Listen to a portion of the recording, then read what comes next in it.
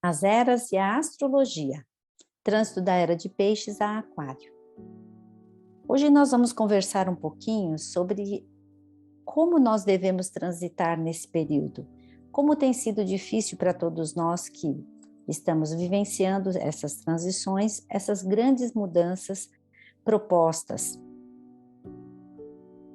Então, depois de aproximadamente 10 mil anos que a gente já está povoando a Terra, a gente pode analisar a história pelo ângulo de 6 constelações, porque na verdade a gente considera sempre um signo e o seu oposto ao mesmo tempo. As datas, assim, elas são mais ou menos aproximações, porque as constelações têm tamanhos diferentes e elas acabam se sobrepondo. Então, as transições não acontecem exatamente numa data precisa. Quando a Terra atravessa uma constelação, a gente pensa que os valores do signo atravessado ficam bem presentes. Então, a gente acabou de sair de Peixes, então a gente acaba tendo alguns valores aprendidos, alguns ideais, todos eles já estão arraigados dentro de nós.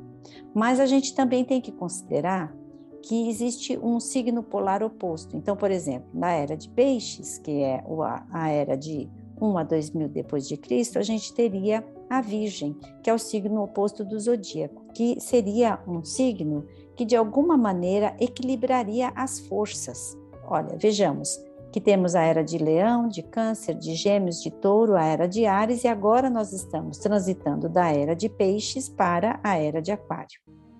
Então, de 0 a 2000 depois de Cristo, seria a era de Peixes. E o que Peixes simboliza?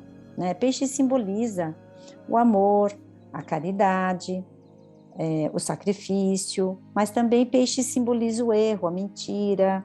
Em relação à humanidade, os valores de Netuno representam o início do cristianismo, porque na era de Peixes nós tivemos Jesus como grande avatar. Então, é o tempo de vibrações piscianas, de compaixão, de contemplação, de doação.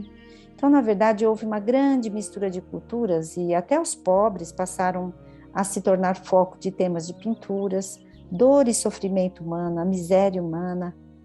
Tudo isso faz com que, na verdade, a gente tenha um tempo de ações coletivas em prol dos desfavorecidos e abandonados. E nessa mesma linha aparece, então, a Organização das Nações Unidas, pelo direito de todos os homens.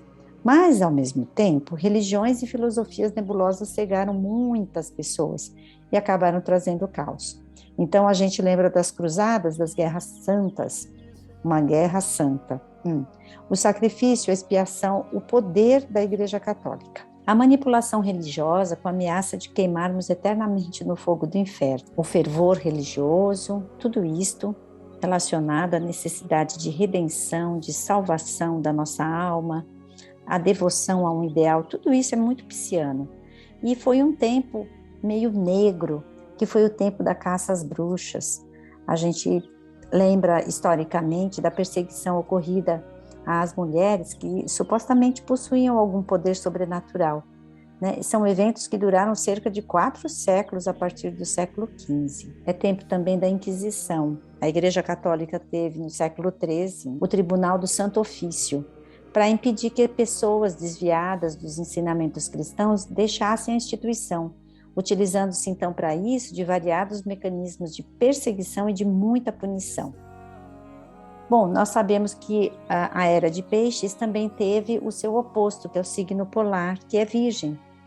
E Virgem Maria se reflete bem em todo o puritanismo e que foi desenvolvido no decorrer dos séculos. E a Virgem Maria, ela aparece em muitas pinturas no decorrer da Idade Média, do Renascimento, depois com Michelangelo, ou mais próximo de nós agora.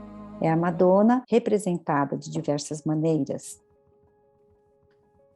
E o signo de Virgem, que é oposto ao de Peixes, ele aparece como se fosse uma contraposição, Então, nós tivemos 15 séculos de religião, de religiosidade, e aí, em seguida, no Renascimento, a gente começa a ter a contraposição, que é o desenvolvimento da ciência, do pensamento racional, do ceticismo também.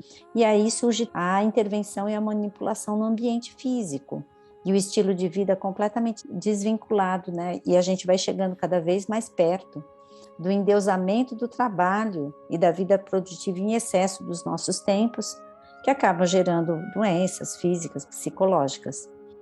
Em compensação, nós temos muito conforto hoje e facilidades graças ao interesse virginiano por soluções práticas na nossa vida.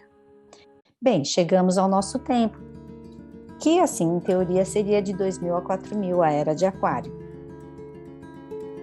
Vivemos agora um chamado novo para a Era de Aquário. Então, a gente acaba caminhando para uma revisão, né, daquele conhecimento que a gente obteve, no sentido negativo da manipulação religiosa de Peixes e do materialismo exacerbado de Virgem, né? São os dois aspectos negativos, tanto de Peixes quanto de Virgem. Então, Aquário agora simboliza o humanismo, a independência, as mudanças radicais. Ele também simboliza a rebelião, os acidentes e as perturbações. Então, alguns estudiosos chegam a afirmar que a Era de Aquário já se fez presente na Revolução Francesa. E muitos se questionam sobre o início, exatamente qual foi o início dessa nova era. Aí a gente sabe que nesse tempo o desenvolvimento tecnológico se acelera nitidamente, as premissas são visíveis, tem a explosão de novas tecnologias, e classicamente são atribuídas a Urano, que é o regente de Aquário, assim como as viagens para o espaço, os avanços impressionantes na ciência. Mas existem qualidades humanas de Aquário e elas se relacionam às organizações humanitárias. O ensinamento que Aquário vem nos trazer é de que a humanidade precisa dar um salto evolutivo e finalmente aprender a viver em colaboração. Na verdade, isso é um grande desafio para todos nós. Segundo Darlan, um astrólogo, em 2020, ele diz assim, se no futuro nós teremos um mundo frio, racional, em que a tecnologia aquariana seja tão forte, tão dominante, que no final das contas acabe abrindo espaço para terríveis formas de controle e centralização, que é reflexo do seu oposto, que é Leão, em detrimento da liberdade pessoal. Então, quer dizer que a gente também tem o aspecto positivo e o aspecto negativo de Aquário, tanto quanto o seu oponente, que é Leão. E é bem possível que nós observemos esses dois movimentos. É lógico que nesse início a gente acaba sendo varrido pela força de Aquário, porque é o início de tudo. Nós temos o livre-arbítrio, né? Bom, o que será que a gente tem que deixar no nosso coração da Era de Peixes? Então, eu acredito que da Era de Peixes nós precisamos levar a experiência rica de fé, de compaixão para essa nova era. Porque nós temos muitos exemplos em quem nos inspirar sobre os grandes aprendizados espirituais da Era de Peixes, para que a gente não caminhe para uma era tecnológica e científica completamente desprovidos de coração.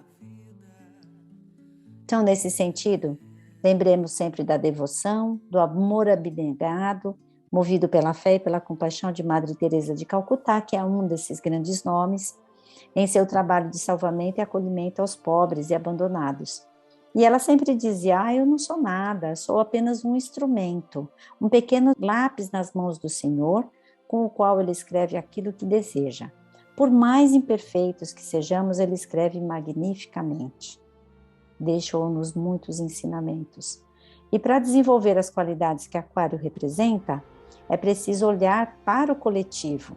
Enquanto houver pessoas miseráveis, escravizadas no mundo, mesmo o mais lindo recanto que você se esconda, com a maior harmonia do mundo, pode ser atingido. Porque Aquário quer dizer que somos todos um. Aquilo que fazemos, de verdade, é apenas uma gota no oceano, mas se não o fazemos, o oceano ficaria menor em virtude dessa gota faltante. Isso é o que a Madre Teresa de Calcutá deixa como ensinamento para todos nós. Não importa quão grande seja o problema, façamos aquilo que podemos fazer nesse momento, e mesmo que seja muito pouco.